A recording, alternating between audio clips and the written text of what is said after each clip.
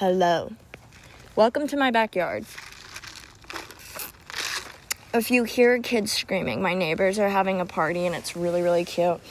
And I don't want to film this past sunset. I'd like to film it when the sun's going down because I feel like it makes this video more magical.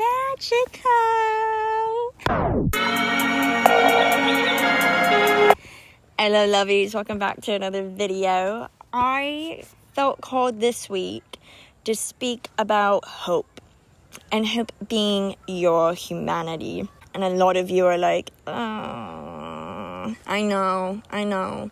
It takes a courageous heart and soul to always choose love and hope. It means your faith in yourself and the unknown is so great, no one and nothing can shake it. So I'm here to share how to not let people rob you of your hope and how to build it. Because 3 years ago, I was Elena from Vampire Diaries. I'm thinking on what her last name was in the show. But I was Elena from Vampire Diaries 3 years ago. I had no hope, and I turned off my humanity. And when I turned off my humanity, I lived my life in pride and fear. And I was a puppet. I was a puppet to be controlled by others because my fear of the world was greater than my hope and faith in myself. And my pride was so fragile, because when you live in pride, you have a really, really fragile ego. You're very insecure. It's only when you live in love and you choose to have hope that you're actually secure in who you are in the world. How did I get hope? So when I was living my life in pride and fear, it took me meeting Koa, as I have talked in my first video, for hope to be restored to me. And it's essentially, I just met an individual whose hope and faith in themselves and the world was so great, it rocked my world, and it made me ask, why don't I have this amount of faith in myself?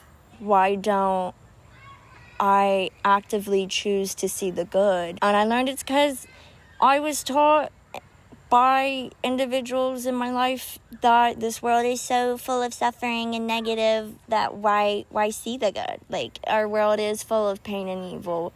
But then that's becoming a puppet when you subscribe to that ideology, and it traps you and it imprisons you, and you are constantly fighting for control over situations and time.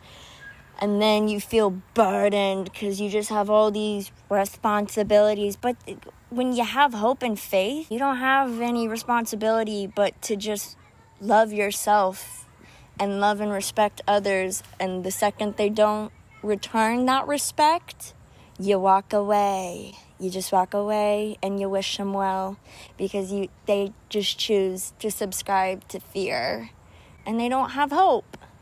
But how you can change that in them is by being an embodiment of hope. And let me tell you how to be an embodiment of hope. There's a really beautiful song called Even When He Is Silent. It's 3 verses, and these 3 verses were inscribed in a basement of a warehouse during the Holocaust by Jews in hiding, and it wasn't discovered till after the Holocaust or World War II ended. And what the inscription said is, I believe in the sun, even when it is not shining. I believe in love, even when I feel it not. And I believe in God, even when He is silent.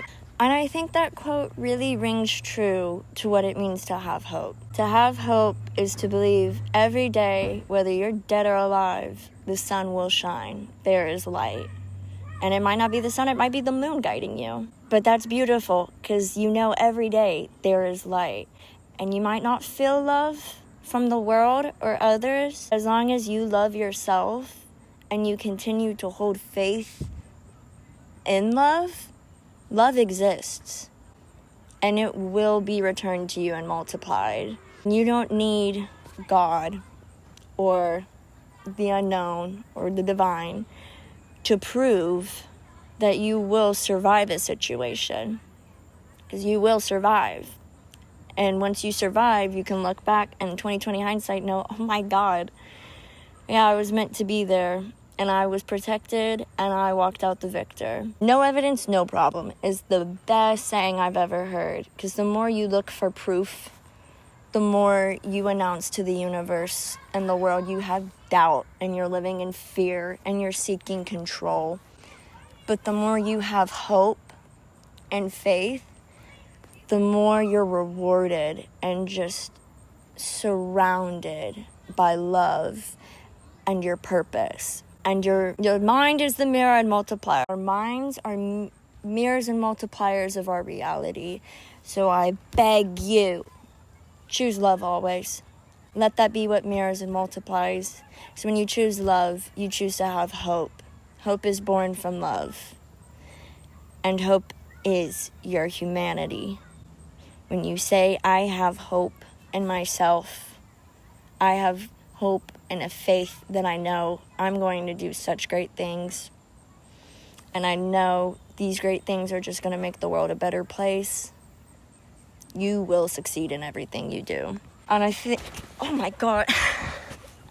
I'm sorry, that mosquito scared me. And I think the last quote I can share that maybe takes this home, it might be a controversial take. The difference between a lack mindset and an abundant mindset can be illustrated through the poor man's mindset and the rich man's mindset. A rich man will always tell you how he was so delusional he became a millionaire. And I'll tell you step by step how he did it.